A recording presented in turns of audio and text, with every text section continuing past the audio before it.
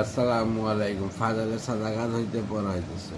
হযরত আবু যর গিফারী রাদিয়াল্লাহু এর হাদিসে এই বিষয়ে আরও স্পষ্টভাবে উল্লেখ করা হইয়াছে। উহা একটি দীর্ঘ হাদিস। ফকিহ আবু লাইস সমরকন্দি রহমতুল্লাহ তানবীহুল গাফিরিন কিতাবে বিস্তারিতভাবে উল্লেখ করিয়াছে।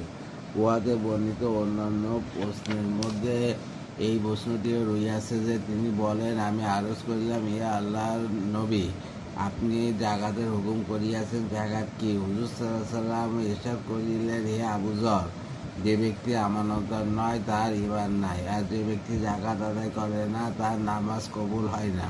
আল্লাহ তাআলা ধনীদের উপর তাদের সম্পদের মধ্যে এই পরিমাণ ওয়াজিব করিয়া দিয়াছেন, যা তাহাদের গরিবদের জন্য যথেষ্ট হইয়া যায়। আল্লাহ তাআলা কিয়ামতের দিন তাহাদের সম্পদের জাকাত সম্পর্কে জিজ্ঞাসা করিবেন এবং উহার কারণে তাদেরকে শাস্তি দিবেন। এই হাদিস হইতে পরিষ্কার বোঝা যায় যে হুজুর সাল্লাল্লাহু আলাইহি ওয়াসাল্লাম জাকাত সম্পর্কে এই ইরশাদ করিয়াছেন।